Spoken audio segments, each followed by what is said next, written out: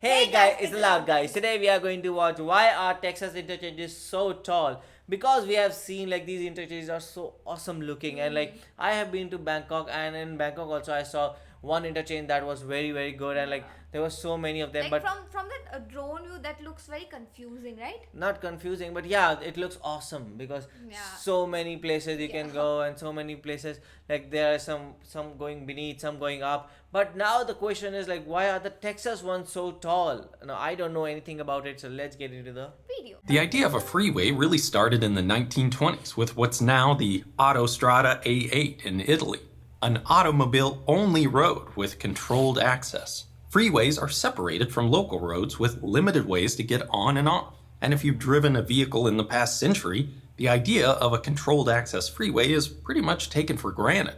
Smooth curves and limited chances to enter or exit mean more speed and more capacity. But eventually those big roads intersect other roads, sometimes other big roads, and that creates an obvious challenge. Unlike most roads that cross at the same level on the ground, or as engineers say, at grade, freeways use grade separation at intersections. Roads go over or under one another. No traffic signals, stopping, or interruptions. Again, this is nothing groundbreaking, but what if you want to turn from one road onto another? Just like that, we've gone from an intersection to an interchange, and this is where things get a lot more complicated. But we have to build up to it. The diamond interchange is probably the simplest way to get grade separation because it kind of half doesn't. Through traffic on the freeway flows right by, in most cases without any need to slow down. But that's not true at the crossroad. Ramps enter and exit the highway at gentle angles and meet the crossroad nearly at right angles. Viewed from above, the ramps form a rough diamond shape, giving the interchange its name. The intersections of the ramps and the crossroad are just that, intersections. They're usually controlled by stop signs or traffic signals. Diamond interchanges can often get away with having just one bridge, a relatively small one carrying the crossroad over the highway. So this can be the cheapest and easiest type of interchange to Diamond build. one. But those intersections create limitations on how much traffic it can handle, so it's really only used when the crossroad is a minor one. This kind of interchange is sometimes called a service interchange, in contrast to a system interchange, where two controlled access highways cross. As traffic increases, the only way to increase capacity is to eliminate at-grade intersections, so the largest interchanges implement grade separation for every lane.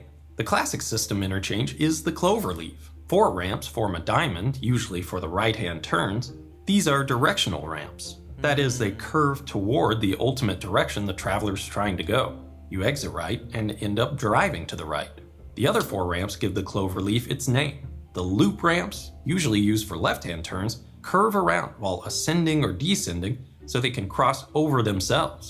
So you can get traffic flowing in any direction with no at-grade intersections and just one bridge. The loop ramps make the whole thing look like a 4-leaf clover, but finding yourself on this type of interchange doesn't usually feel very lucky. For one, the loops are often pretty tight, requiring motorists to slow way down.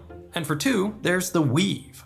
Consider traffic entering the highway from one of the loops. In the same place, vehicles are trying to get back up to speed and merge left onto the freeway. Drivers trying to exit the highway are slowing down and moving right. This inevitably creates traffic as people struggle to merge and cross paths with one another. Along with suboptimal traffic conditions, cloverleaf interchanges eat up a lot of land.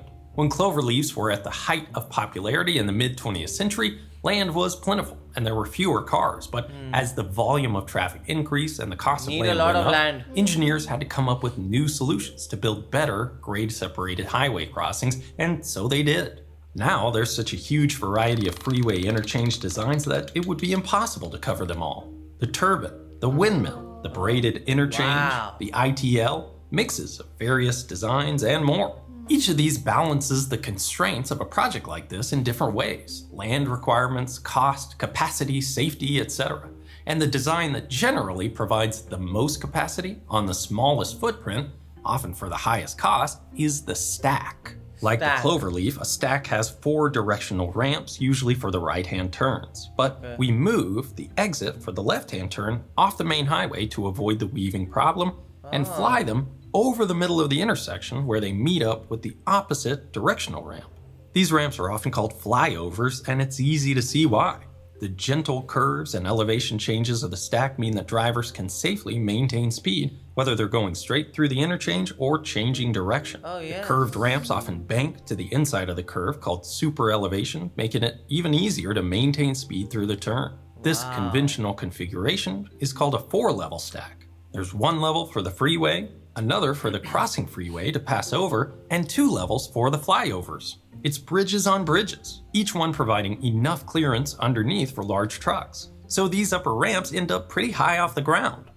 4-level stacks are actually fairly ubiquitous in the US these days. These are impressive structures in their own right, but this is where Texas takes it to another level, literally.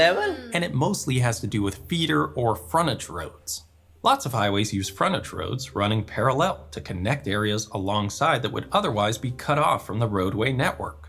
They allow businesses to develop right up to and facing the freeway with easy access to those coming on and off it, basically keeping areas attached to the roadway network. Texas took the idea and ran with it. Apparently, they started as a way to reduce the cost of acquiring land for road projects. If you could promise the landowner access to a new highway along a frontage road, you're making their property more valuable, so they're willing to sell a portion for the highway at a much lower cost. Now, Texas has over 6,400 miles or 10,300 kilometers of frontage roads. That's almost the circumference of the moon, and as far as I can tell, way more than any other state in the US.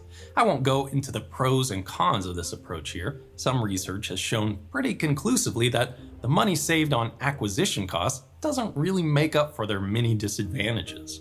And Texas has since changed its policy to only include frontage roads on new freeways where necessary and justified.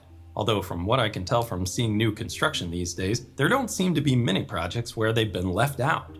And one major effect of putting frontage roads alongside every highway happens at interchanges, because these are more roads that need grade separation from all the others. So at stack interchanges around the state, there aren't just 4 levels, but 5. In fact, this kind of interchange is often referred to as the Texas stack because it's so popular here. In a typical configuration, one freeway goes below grade at the bottom level, the frontage roads sit at grade, the crossing freeway is elevated, then there are 2 layers of flyovers, with a minimum vertical clearance of 16 feet or about 5 meters, plus the thickness of each bridge. Vehicles on the highest flyovers are often more than 100 feet or 30 meters above the ground. It's a nice way to get a good look at the city, even if you only get to enjoy the view for a moment. The Dallas High 5 is probably the most famous interchange in Texas with its cool nickname, but it doesn't stand alone. There are quite a few 5-level stacks around the state, and even a couple that qualify as 6-level stacks with flyovers connecting to other highways.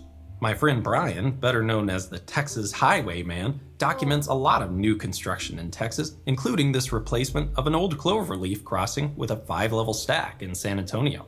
These flyovers will be higher than a 12-story building when they're done. The frontage roads for this new interchange use a pretty innovative concept. 4 partial roundabouts morph into one funny-shaped roundabout that's been lovingly nicknamed the Fidget Spinner. Of course, Texas stacks don't only exist in the Lone Star State. The Big I is another famous interchange in Albuquerque, decorated with a tumbleweed snowman each winter. The Judge Harry Pregerson interchange in Los Angeles gets its 5th level, not for frontage roads, but for the high occupancy lane. Plus, it has a railroad, which I always appreciate, not just because I like trains, but also because it's a reminder that these artfully sculpted ribbons of concrete, carefully woven together, represent a tremendous investment of public money, our money, into a way of getting people from A to B that has a lot of downsides. Everyone has different thoughts about what a city should look like, but there's a growing recognition that the way we prioritize motor vehicle traffic in the US may not have been the best path forward. And so I admit that my ideal city has a lot fewer of these towering interchanges that kind of stand as a testament to a transportation network that doesn't necessarily reflect our highest values and aspirations. But I still find them pretty impressive in their own right, and whenever I'm in a new city, I try to plan my driving to hit those tallest ramps at the top of the stack to get a bigger, if momentary, perspective on the built environment. It's always a nice reminder of our capacity for grand designs and ambitious projects, even if they might not always be the best solutions.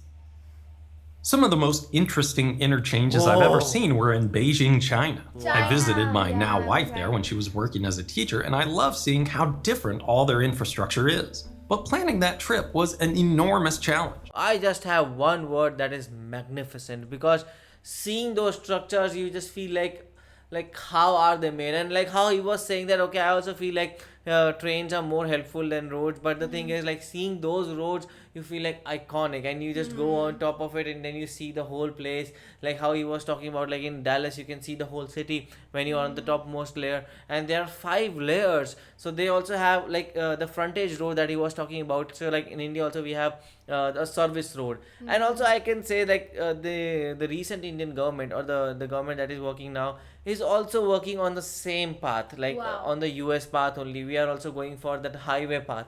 We are not going the European path of like making public transport better, but rather we are working on making our highways better. And in recent years we have made a lot of highways, a lot of these kind of interchanges. So we are also going on the same path. I just really like this thing because they think a lot of about their people. Like they are keep on experimenting on things like this design, that design, is it working or not? And people should not face any conflict for that. So they have like finally designed the perfect design the way so that people could just go and there should be no traffic. That was Actually, amazing. because, and the thing is, like how they were saying, like this is a thing that is special in Texas, so it means just that one state has just implemented this. Yeah. And there are 50 states in USA, but like, okay, one state can do whatever they want and they have been successful in Yeah. it. So what do you guys think about it? Do let us know in the comment section below. So do like, share, and Subscribe. bye.